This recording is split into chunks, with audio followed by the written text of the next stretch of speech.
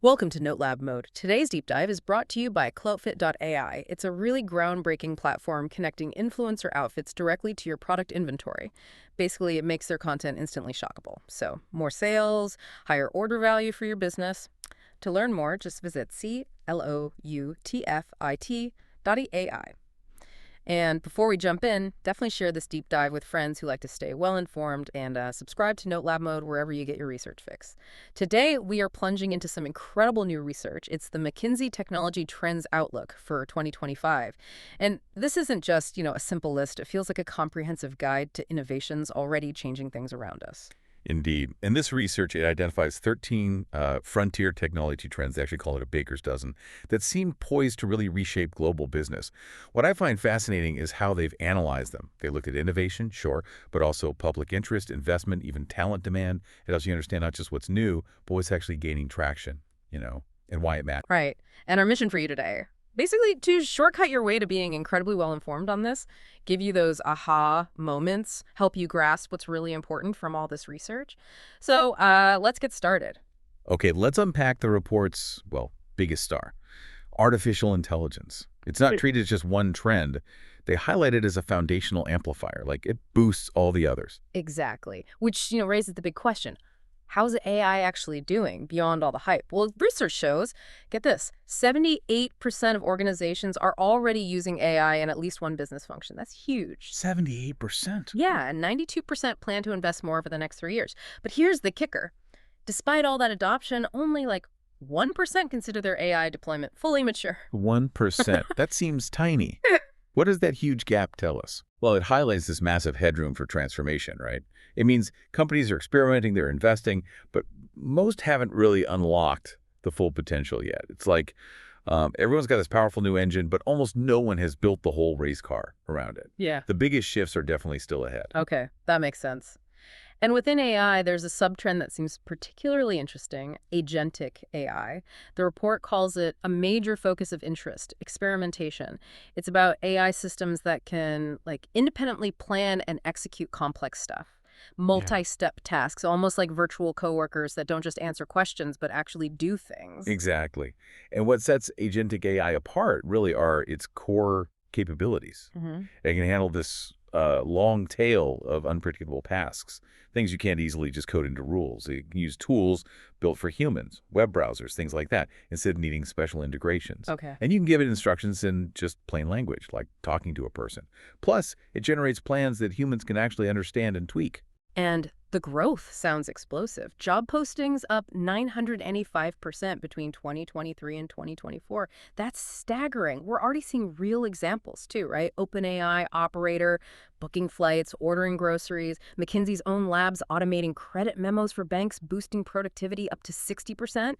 And that tool, Cursor, automating coding from just natural language. It feels like it's moving fast from theory to practice. It really is. And if you connect this to the bigger picture, the shift from AI as just a passive tool to an active, sort of autonomous collaborator, it's profound. The real insight, I think, is how it moves AI from being just a productivity aid to being a direct contributor within workflows.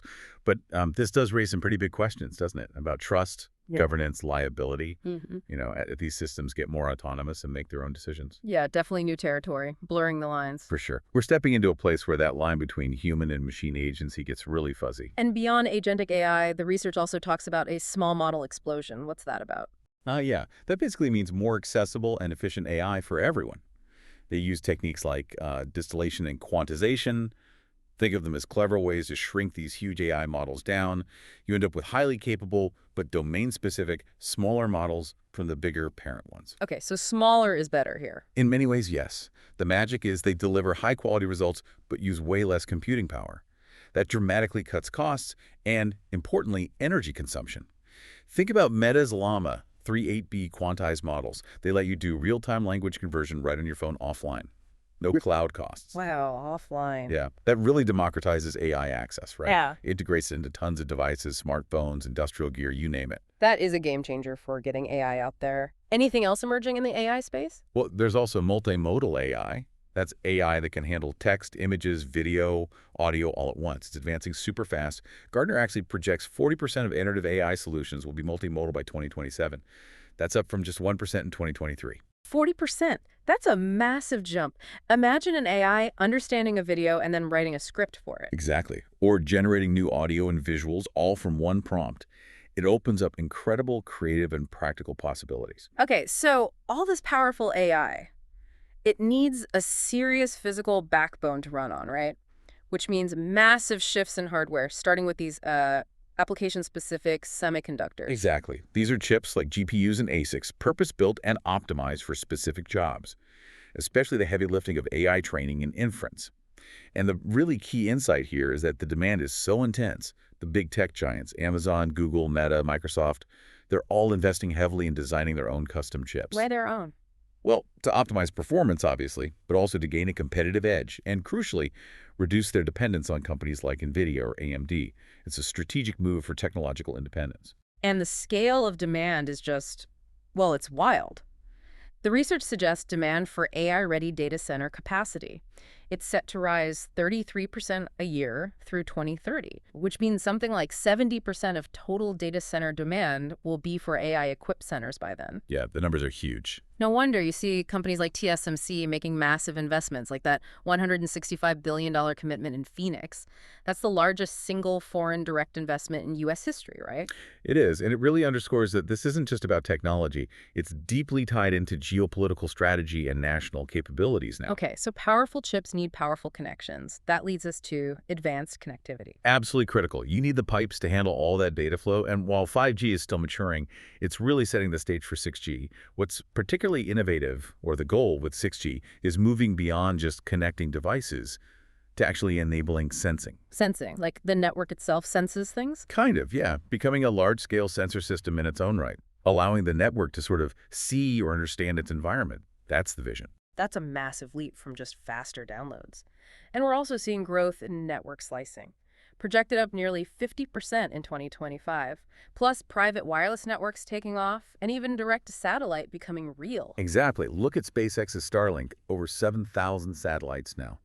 They've started a direct-to-cell service for basic smartphone connectivity in remote areas, no towers needed. Wow. And on the device side, you see things like Apple's C1 chip enhancing network performance, prioritizing data, or NVIDIA's photonic switches, way more power efficient for linking GPUs in these huge AI factories. The key takeaway is connectivity isn't just faster, it's smarter, it's everywhere, and it's specializing for AI's demands. Got it. And all this computing and data crunching relies heavily on cloud and edge computing naturally.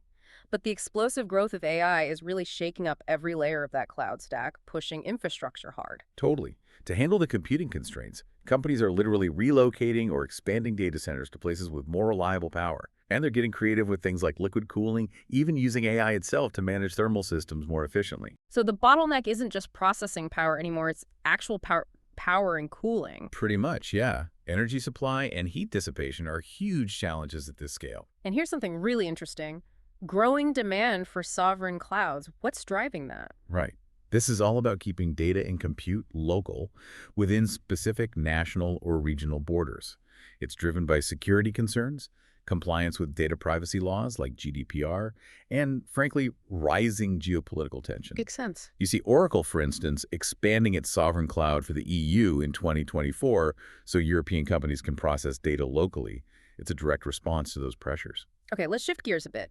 Let's dive into the human experience side with immersive reality technologies. AR and VR, beyond gaming, how are they really shaping things? Well, historically, AR and VR headsets haven't always lived up to the hype cycles. But there is renewed investment. You see new smart glasses from Meta, from Google. What's really fascinating now, though, are the advances in haptics, that's tactile feedback, and other senses. Haptics, okay, like feeling things. Yeah, moving beyond just seeing and hearing to actually incorporating touch. And even more surprising, maybe, Ohio State University developed something called e-taste technology. It can actually replicate flavors. Whoa, taste in VR. Yeah. That's something else. What about practical uses? Well, look at New Balance using VR to cut shoe prototyping time from like 45 days down to just 7. That's huge. Or Mayo Clinic performing shoulder replacement surgery guided by mixed reality in 2024 using a super accurate hologram of the joint for better precision. Exactly. It really highlights that shift, doesn't it? From technology replacing humans to augmenting them. These aren't just toys, they're enhancing what people can do. Precisely. And if you connect that to the bigger picture, Yeah. this deeper integration of AI and immersive tech into daily life, into critical decisions, it just underscores how vital digital trust and cybersecurity are becoming. The irony, though, is that as these technologies get more powerful, trust in the companies making them has actually dropped from 61% in 2019 down to 53% today. That's not great. And attackers are using AI too, right? That stat about voice phishing jumping 442% in the second half of 2024. That's terrifying. It is scary. AI-powered scams are becoming incredibly sophisticated, but, it's a double-edged sword. Organizations are also using these same AI technologies to get better at detecting threats and responding faster. Think of Cisco buying Splunk and robust intelligence to beef up their cybersecurity offerings. AI is being used on both sides of the fight. So how do we manage this? Ensure transparency, accountability? That's the million-dollar question, isn't it? We are starting to see regulations emerge, like the EU's AI Act, putting strict rules on high-risk AI systems, or California's AI Transparency Act, demanding detection tools and disclosures. And beyond just software risk, you have geopolitical factors, like those incidents with damaged undersea cables in the Baltic Sea. It highlights how technology itself is becoming weaponized and the urgent need to protect our critical digital infrastructure from nation-state level threats, too. Okay, we've covered a ton, but the research points to even more frontier technologies. Maybe we can touch briefly on a few others where innovation is really surging. Absolutely. Let's do a quick run-through. First, quantum technologies. You've got the big players, Google, AWS, IBM, Microsoft, making real strides in quantum chips, fixing errors, making them scalable. The key insight here is just the mind-bending leap in power. Google's Willow chip did a calculation in 5 minutes that would take today's fastest supercomputers. Wait for it, 10 septillion years. 10 septillion. I can't even process that number. What does that power mean in the real world? It means we're getting close to solving problems currently impossible for classical computers. Think designing new materials, discovering drugs, breaking complex codes. It's still early days, relatively speaking, but it's accelerating fast. You've got 34 countries with national quantum programs now. That tells you its strategic importance. Okay, quantum. Next up, the future of robotics, moving beyond the factory floor. Way beyond. We're seeing humanoid robots now, like Boston Dynamics' new Electric Atlas for factory work, or Tesla's Optimus aiming for general-purpose tasks. It has hands with 22 degrees of freedom, incredibly dexterous. Wow. And the market for service robots in logistics, hospitality, even agriculture is growing like 20 to 35% a year. The insight isn't just replacing labor, it's augmenting it to solve tricky problems. Imagine robots identifying and picking ripe fruit with 98% accuracy. That could solve labor shortages and reduce crop waste significantly. Huge for agriculture. All right, next, the future of mobility, how we get around. Yeah, this whole space is evolving rapidly. EV sales are a bit uneven, slowing in the US, but still surging 36% in China last year.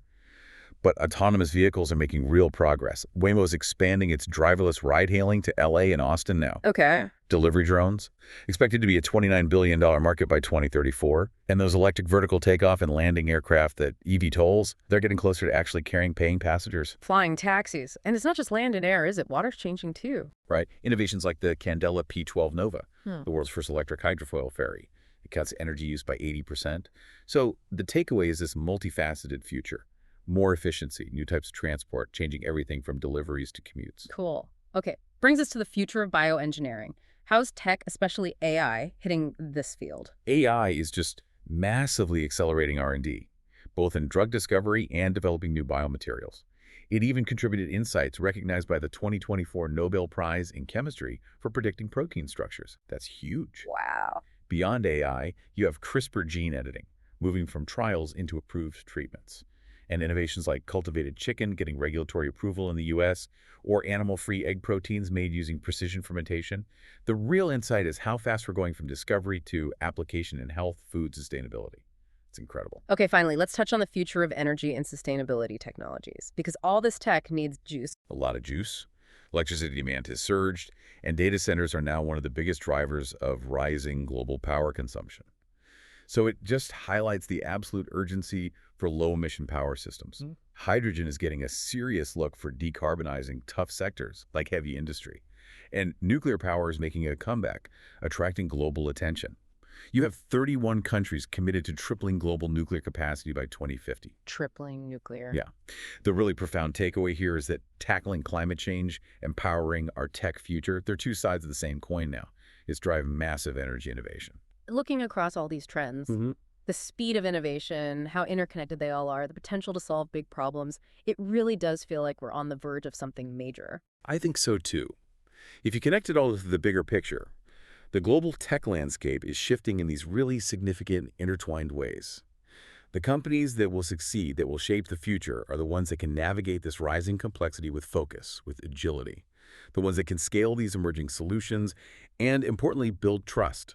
It's really about strategic engagement now, not just watching from the sidelines. So what does this all mean for you listening in? As tech gets more adaptive, more collaborative, just more woven into everything, maybe here's a provocative thought to leave you with. How will you strategically engage with and adapt to these accelerating technological shifts? How do we make sure human values, critical thinking, stay at the core of innovation and don't just get swept away by the current? Something to think about. And that is it for this deep dive into the McKinsey Technology Trends Outlook 2025.